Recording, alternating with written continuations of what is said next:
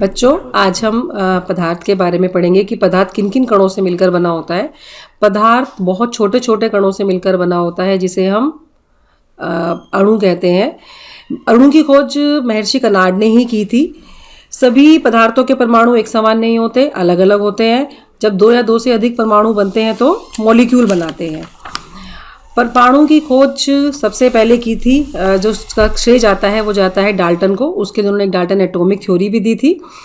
उन्होंने बताया था कि एटम बना है इनडिविजिबल पार्टिकल से। एटम का मतलब होता है, द वर्ड लिया गया है ये एटोमियोस से। इसका मतलब होता है इनडिविजिबल, जिसको बांटा नहीं जा सकता। लेकिन बाद में खोज हुई तो पता चला कि atom is made up of 3 particle, electron, proton and neutron.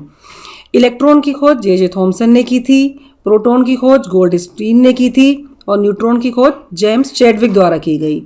जब इन तीनों पार्टिकल्स की खोज हुई तो सबसे बड़ी समस्या थी वो ये थी कि किस तरह से ये एटम में व्यवस्थित है।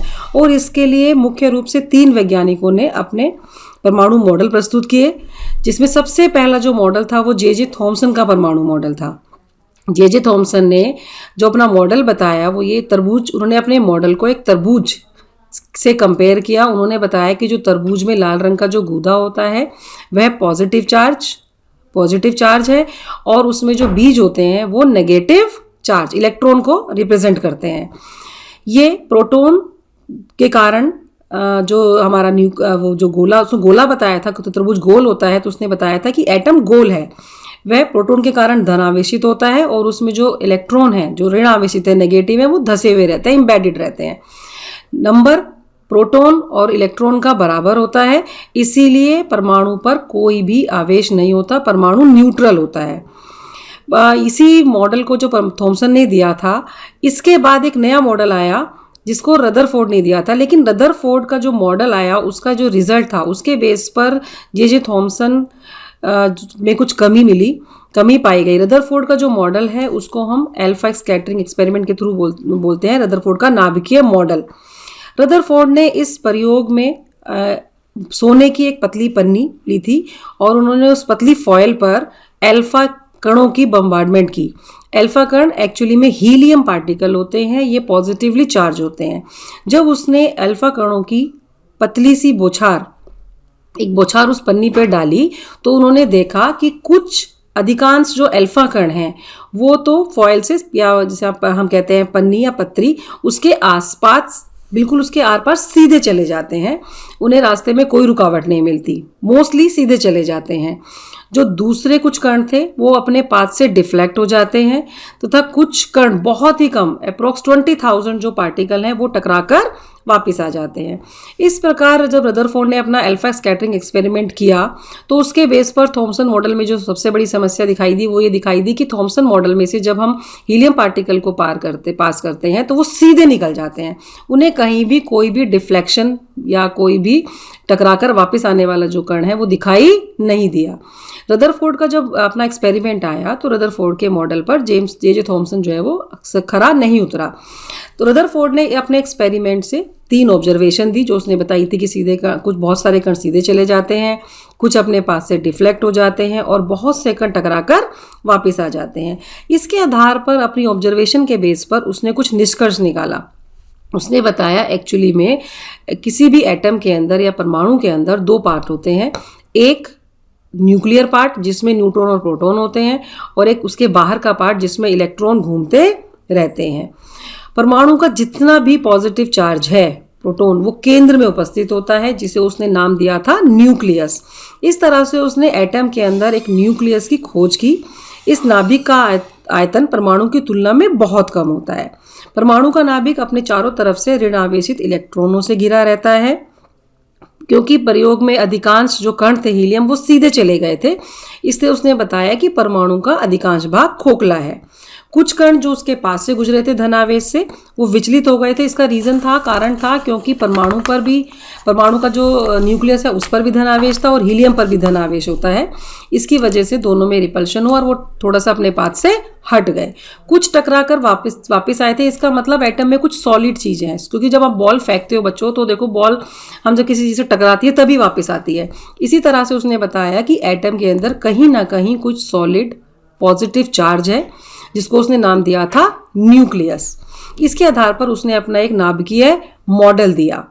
रदरफोर्ड का जो मॉडल है उसकी आलोचना कुछ वैज्ञानिकों ने की, क्योंकि आगे जब फिजिक्स में मैक्सवेल ने अपनी एक थ्योरी दी थी जिसको हम बोलते हैं इलेक्ट्रोमैग्नेटिक थ्योरी, उसमें क्योंकि रदरफोर्ड ने बोला था कि इलेक्ट्रॉन न्यूक्लियस के चारों तरफ घूमते रहते हैं, तो मैक्सवेल की थ्योरी के हिसाब से जब भी कोई चार्ज पार्टिकल दूसरे चार्ज पार्टिकल के चारों तरफ घूमता है तो वो कुछ एनर्जी निकालता है, उसकी एनर्जी कम हो जाती है। तो धीरे धीरे जब वो घूमता रहेगा तो उसकी एनर्जी इतनी कम हो जाएगी कि एक दिन एक टाइम पर इलेक्ट्रॉन न्यूक्लियस में गिर जाएगा। न्यूक्लियस में इलेक्ट्रॉन के गिरने का मतलब है एटम कोलैप्स हो जाएगा, नष्ट हो जाएगा, और ऐसा नहीं हो सकता। तो मैक्सवेल की थ्योरी के बेस पर रदरफोर्ड मॉडल की कुछ लोगों ने आलोचना की। इसके बाद इलेक्ट्रोमैग्नेटिक थ्योरी के बेस पर, और एक थ्योरी प्लैंक ने दी थी, प्लैंक क्वांटम थ्योरी भी है वो, उसके बेस पर नील बोर, इसके बाद आए नील बोर ने अपना एक नया परमाणु मॉडल दिया। जो भी रदरफोर्ड मॉडल में कमियां थी उन्हें नील बोर द्वारा दूर किया गया। बोर ने ये बताया कि परमाणु का जितना भी मास है, द्रव्यमान, और उसका जो पॉजिटिव चार्ज है, घन आवेश, वो उसके नाभिक में उपस्थित होता है और इलेक्ट्रॉन नाभिक के चारों ओर चक्कर लगाते हैं। चक्कर तो लगाने के लिए रदरफोर्ड ने भी बोला था, लेकिन बोर ने बताया कि इलेक्ट्रॉन नाभिक के चारों तरफ एक फिक्स्ड पाथ पर घूमते रहते हैं, और जब तक वो उस पाथ पर घूमते रहते हैं, उसी रास्ते पर रहते हैं, सर्कुलर पाथ पर, ना तो वो एनर्जी रेडिएट करते हैं और ना ही एनर्जी एब्जॉर्व करते हैं। अर्थात न्यूक्लियस के चारों तरफ इलेक्ट्रॉन एक ऐसे पाथ पर घूमते हैं जिसकी एनर्जी फिक्स होती है। उसे नील बोर ने नाम दिया था ऑर्बिट। उसको हम ऑर्बिट या उसका एनर्जी शेल भी कहते हैं। नील बोर ने इनको डेजिग्नेशन भी दिया। जो न्यूक्लियस के पास सबसे पहला ऑर्बिट होता है उसको डेजिग्नेशन, वो नंबर 1, उसको डेजिग्नेशन दिया के। दूसरा जो ऑर्बिट है उसको नाम दिया एल। इसी तरह से तीसरा एम, चौथा एम, इसके अलावा सोन और भी हो सकते हैं। तो उस तरह से उसने ऑर्बिट को KLMN में विभाजित किया, और हर एक ऑर्बिट की एनर्जी, उसमें इलेक्ट्रॉन की वेलोसिटी, उसका जो वेग होता है, और उसका मोमेंटम, वो सब उसमें बता दिया कि जब तक इलेक्ट्रॉन अपने ऑर्बिट में घूमता रहेगा, ना तो वो एनर्जी एमिट करेगा, ना ही एनर्जी वो एब्जॉर्व करेगा। उसकी फिक्स्ड एनर्जी होती है। क्योंकि अनेक वर्षों तक हमें सिर्फ 2 ही कण पता थे, इलेक्ट्रॉन और प्रोटॉन। बाद में सबसे बाद में खोज जो हुई है वो जेम्स चैडविक ने की थी 1932 में। वो न्यूट्रॉन था, न्यूट्रॉन का मतलब न्यूट्रल, जिस पर कोई आवेश नहीं होता।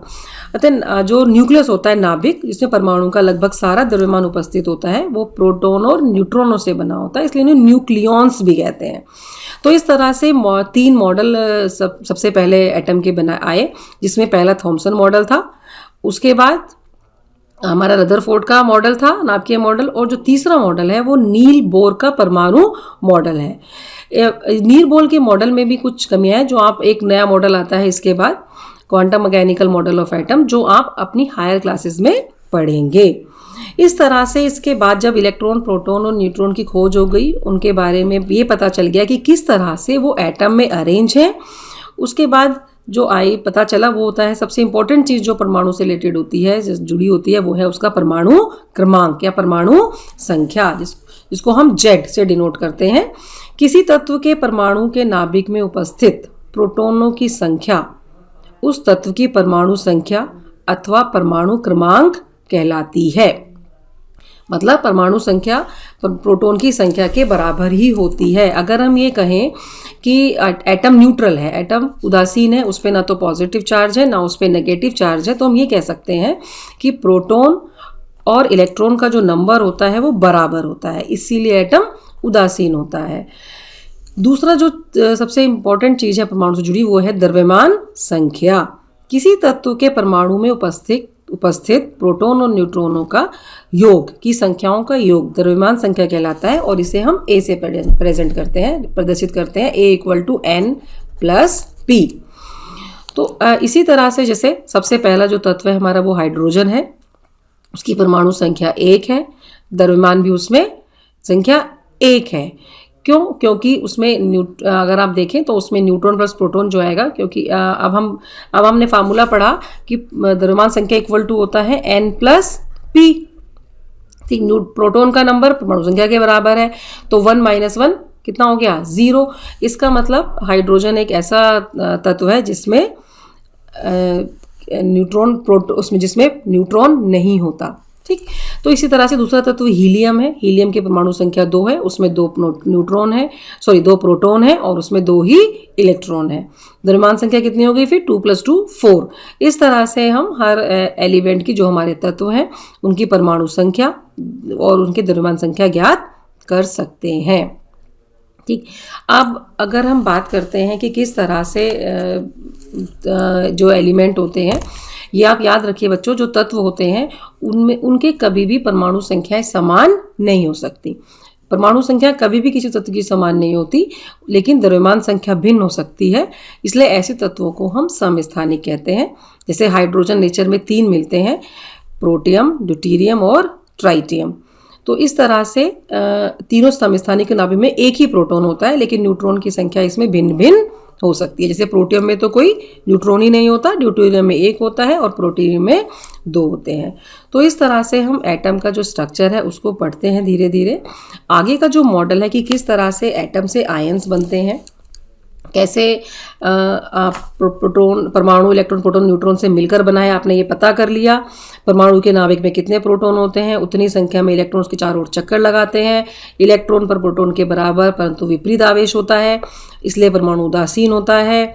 और एक विद्युत उदासीन परमाणु में कोई इलेक्ट्रॉन आ जाए या उससे कोई इलेक्ट्रॉन चला जाए तो उस पर कुछ ना कुछ आवेश आ जाता है। तो इसके बारे में हम अगली क्लास में इसको पढ़ेंगे।